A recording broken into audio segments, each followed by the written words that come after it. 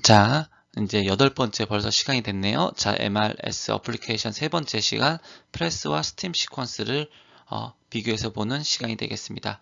자, 앞선 챕터에 이제 스파셜 로컬라이제이션, 즉 우리가 원하는 ROI를 선택하는 과정에서 대표적인 시퀀스인 프레스와 스팀의 다이어그램을 이해를 하시고 두 시퀀스의 차이점을 보시고 이제 MR 스펙트로스코피의 로컬라이제이션에 대한 부분의 전반적인 이해를 한번 하도록 하겠습니다.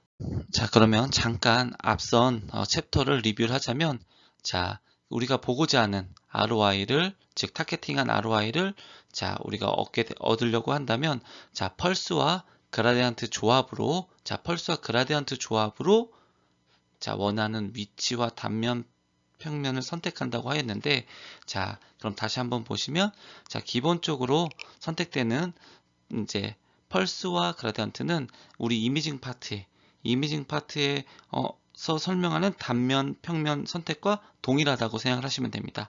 자, X, Y, 자, G축이라고 하고, 자, 영상을 보시면, 자, X축에 대한 부분을 선택한 후에, 자, 선택된 부분은, 자, 이제 선택된 그라디언트와 수직된 면이 되겠죠. 수직 부분. 자, 수직된 부분이 되겠고, 자, 이 선택된 면의 간격을 두고 다시 Y축, 즉, 검정색의 선택된 즉, 수직되는 Y축이니까 이쪽에, 자, 회색면에 색깔이 들어가면 검정과 회색이 겹치는 부분만, 자, 우리가, 단면, 평면이 선택이 가능할 거며, 자, 여기서 다시 한번 G축 방향을 주게 되면은, 자, 노란색까지, 즉, 검정과 회색과, 자, 노란색이 겹치는 부위가, 자, 요렇게 저희가 원하는 ROI 부분을, 자, 보실 수 있게 됩니다. 자, 다시 한번 말씀드리면, 자, 기본적으로 MR 스펙트로스코피는 저희가 원하는 타겟팅한 부위를 얻는 스펙트럼을 얻는 작업을 해야 되고, 그 작업은 즉 그라디언트와 펄스의 조합으로 이루어지는데, 기본적으로 자, 그라디언트를 선택하는 건 이미징과 동일한 단면 평면의 선택 기법과 동일한데, 자, 그것들이 즉 이미징 챕터가 아니다 보니, 자, 선택된 면, 즉 검정색 배경에, 자, 이쪽에 Y축 그라디언트가 이제 시간의 간격을 두고 획득이 되면, 자, 나머지, 즉 검정색을 제외한 나머지 신호들은, 자, 즉 위상 부호화 때문에, 자, 퍼짐 현상으로, 자, 나오지 않을 거고, 검정색 배경에, 자, 회색에 겹차되는 면이 신호가 나올 거고, 자, 그 후에 다시 G축 방향으로, 자, 획득을 하게 되면 세 개의 면이 겹치는 저희가 원하는 타겟팅한, 즉 빨간색의, 즉 영역의 스펙트럼을 획득이 가능한 스파셜 로컬라이션의 내용을 말씀드렸습니다. 자, 이제 그러면 이제 시퀀스, 즉 프레스와 스팀 시퀀스를 보실 건데, 로컬라이제이션의 대표적인 시퀀스인 프레스와 스팀을 보시면서 이제 로컬라이제이션에 되는 과정을, 영상 획득 과정을 이해하는 것을 주 목적으로 보시면 훨씬 도움이 되겠습니다. 자, 아무래도 내용 순서를 어떻게 정할 때 고민을 많이 했는데, 자, 어떤 책에서는, 자, 스펙트럼에 영향을 미치는 인자들 또는 싱글벅스, 멀티벅스들에 대한 내용을 설명 후에 뭐 프레스와 스팀 시퀀스가 나오는 교재도 있고, 아니면 조금 더 순서가 바뀌는 교재도 있지만, 제 경험상은, 자, 획득 과정에 대한 이해를 한 후에 추후에 그 다음에 이제 스펙트럼에 대한 결과물을 보는 게 이해가 좀 쉬웠기 때문에, 자, 프레스와 스팀 로컬라이션하는 그 과정의 이해를 위해서 먼저 시퀀스에 대한 내용을 보시고 그 다음 내용을 보도록 하겠습니다. 자, 이제 먼저 프레스 시퀀스를 살펴보도록 하겠습니다. 자, 프레스 시퀀스를 보시는데, 자, 앞서 이제 스펙트로스코피 챕터에서 말씀드렸듯이, 기본적으로 이제 이제 스펙트로스코피 획득할 때 이제 물 분자의 신호가 너무 세기 때문에 이것들을 워터 서프레이션 해주신다고 말씀드렸는데, 자, 프레스에서도 마찬가지입니다. 자, 우리가 보고자 하는 타겟팅한 ROI 영역을 획득하기 전에, 자, 체스라는, 즉 케미컬 시프트 셀렉티브 서프레이션 펄스가 사용이 되면서 워터 서프레션을 해주고 있습니다. 자, 기본적으로 우리가 얻는 이미징 파트와 거의 동일한데 아무래도 이미징 파트에서는 기본적으로 이제 펫피크를 펫피크를 없애는데 뭐 주 목적으로 많이 사용하다 보니 이제 공룡 주파수가 펫피크에 맞춰서 이제 서프레션을 시킨다면 이제 여기서는 이제 주 목적이 이제 워터를 서프레션하는 게 목적이다 보니 이제 공룡 주파수가 워터에 맞춰서 획득이 되고 있습니다. 뭐 그 외에는 말 그대로 이제 가우시안이나 싱크 형태의 펄스를 이제 대역 주파수 영역을 이제 아무래도 작게 만들기 위해서 펄스 시간을 길게 늘린 후에 이제 물에 공룡 주파수를 맞추는 그냥 기본적인 체스 기법들, 즉 이미징에서 사용되는 기법과 동일하다고 생각을 해주시면 되겠습니다.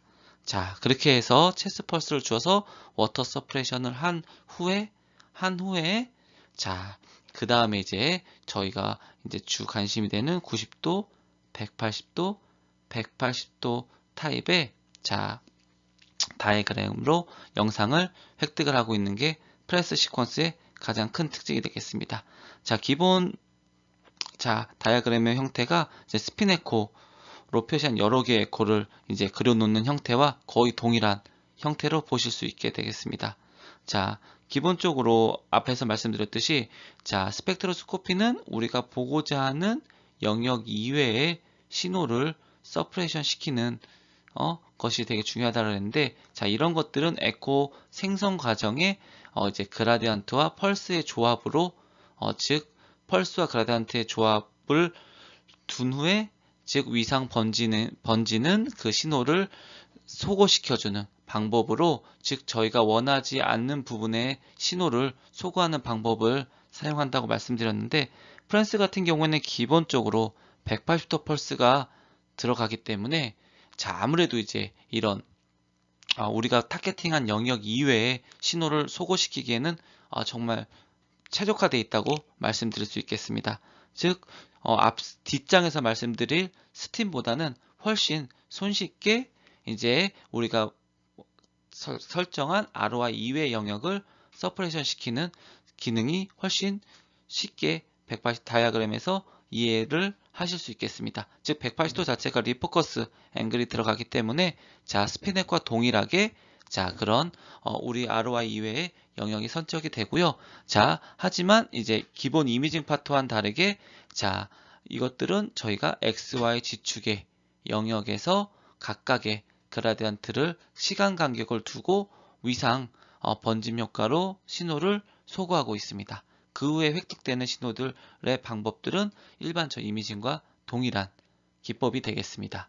자, 그 다음에 다음 장엔 스팀을 한번 보시면 조금 더 프레스가 이해가 쉬우실 텐데, 자, 그 다음엔 스팀 시퀀스를 보도록 하겠습니다.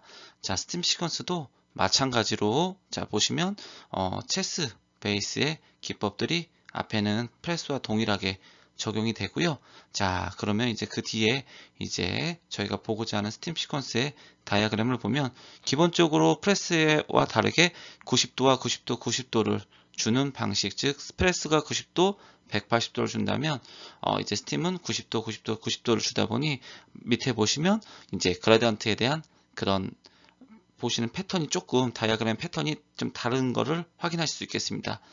일단은 자, 앞에 페이지에서는 이제 프레스에서는 이제 그라디언트가 X, Y G축으로 표시됐다면 이제 스팀에서는 90도를 주다 보니 이제 슬라이스 셀렉션, 이제 페이지 엔코딩, 프리퀀시 엔코딩으로 일반적으로 우리가 알고 있는 이제 그 이미징과 유사한 다이어그램의 형태로 만들어주고 있습니다. 그러면 프레스와 가장 큰 차이는 일단 앞에서 말씀드렸듯이 자, 펄스와 그라디언트의 시간의 조합으로 자, 우리가 보고자 하는 ROI 이외의 신호를 모두 이제 소거시켜 준다고 했는데, 자, 기본적으로 90도는 180도보다 뭐 여러 가지 그런 모아주는 그런 반전 리포커스 앵글적인 부분도 그렇고 그런 신호적인 세기 쪽도 그렇고 아무래도 그런 다이어그램 쪽에서 그런 손해가 있다 보니 일단은 슬라이스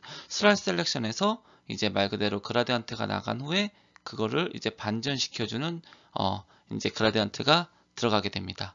그리고 그거를 커플로 180도가 없다 보니 두 번째 90도 전에서 커플로 적용을 하고 있습니다. 자, 그 후에 이제 두 번째 90도 RF 펄스가 페이지 엔코딩 방향으로 들어가고, 그리고 마지막으로 우리가 보고자 하는 프리쿼시 엔코딩 방향의 그런 이제 그라디언트가 들어간 후에 그 다음부터는 이제 반전 인버트를 시켜주는 펄스가 들어가지 않고 있습니다. 왜냐하면 우리가 보고자 하는 이외의 신호를 소구하기 위해서, 즉 우리가 선택한 영역의 신호만 보기 위해서 나머지 부분에 대해서는 이제 반전을 시켜주는 그라디언트가 들어가지 않는 것을 손쉽게 확인하실 수 있겠습니다. 그래서 90도, 90도, 90도를 준 후에 나오는 신호를 획득하는 방식의 스팀 시퀀스가 되겠습니다. 자, 그렇다면 이제 프레스와 스팀 시퀀스가 어떤 차이가 있는지는 자, 뒷장에서 한번 살펴보도록 하겠습니다. 자, 프레스와 스팀 시퀀스의 그런 차이점을 잠깐 살펴보면, 자, 우선 프레스 시퀀스는 스팀 시퀀스에 비해서 신호가 2배가 높습니다. 2배가. 그런데 하지만 미니멈 T 값은 스팀 시퀀스가 더 쇼티스트가 가능하게 됩니다. 자, 이는 뭐 당연히 180도가 90도에 비하여 길기도 하지만 시퀀스 에코 생성이 조금 다른 부분이 있기 때문에 당연히 스팀 시퀀스가 T 값을 10ms보다 작게 사용하는 것이 충분히 가능하다 보니 뭐 신호의 T2 값이 작거나 아니면 인접한 수소와의 상호 교란, 보통 저희가 제이커플링이라고 하는 것으로 신호 감쇄가 빠르게 이루어질 경우에는, 이럴 때는 스팀 시퀀스를 사용하는 것이 좋습니다. 또한 너무 작은 ROI를 작을 때는 아무래도 이제 신호가 센 프레스가 조금 더 용이할 수도 있고, 즉 임상적 목적에 따라서 프레스와 스팀을 이제 선택을 해주시는 게 좋습니다. 자, 그런데 여기서 이제 한 가지만 더 말씀드리면, 자, 미니멈 T 값은 스팀 시퀀스가 더 낮게 나온다는 것은, 즉 프레스와 스팀 다이어그램 특성상 90도, 180도, 180도를 주는 프레스보다는 90도, 90도, 90도를 주는 스팀 자체가 더 낮은 작은 이제 플립앵글을 사용하기 때문에 한 부분은 이해를 하셨을 텐데, 그 이외에도 앞에서 다이어그램에서도 말씀드렸듯이 에코 생성 과정에 약간 차이가 있습니다. 에코 생성 과정에 약간 차이가 있는데, 자, 프레스에서는 X, Y 지축 자체가 각각의 하나의 독립적인, 즉 이제 그라디언트를 준 후에 충분한 널링 타임을 주고 Y 지축을 획득을 하였다면, 자, 스팀 시퀀스 자체는 자 180도 펄스가 아니다 보니 90도의 펄스를 사용하다 보니, 자, 첫 번째 90도가 들어간 후에 이제 인버트를 커플로 준 후에 두 번째, 세 번째, 앞에서 말씀드렸듯이 두 번째, 세 번째에 90도 펄스를 준 후에 즉 반전을 시켜주는 자 그라디언트가 들어가지 않습니다. 즉 반전을 시켜준 그라디언트가 들어가지 않다 보니, 자, 두 번째, 세 번째 펄스 사이는 종축으로, 자기 모먼트가 종축으로 존재를 하다 보니 T2 유한과는 무관한 시간이 되겠죠. 그러다 보니 이것들이 상대적으로 짧은 에코 시간으로 가능하게 한 부분이 있습니다. 즉 에코 생성 과정 자체가 90도를 사용하다 보니 180도와는 차이가 있다는 그 부분은 꼭 한번 체크업 한번 해주시고 가면 좋을 것 같습니다. 자, 앞에서 말씀드렸듯이 우선은 이제 프레스와 스팀 시퀀스, 즉 스파셜 로컬라이션의 대표적인 시퀀스의 특징을 보셨고요. 자, 다음 시간에 이제 스펙트로스코피 종류와 이제 파라메타의 관계적인 부분을 이제 살펴보도록 하겠습니다. 자, 감사합니다.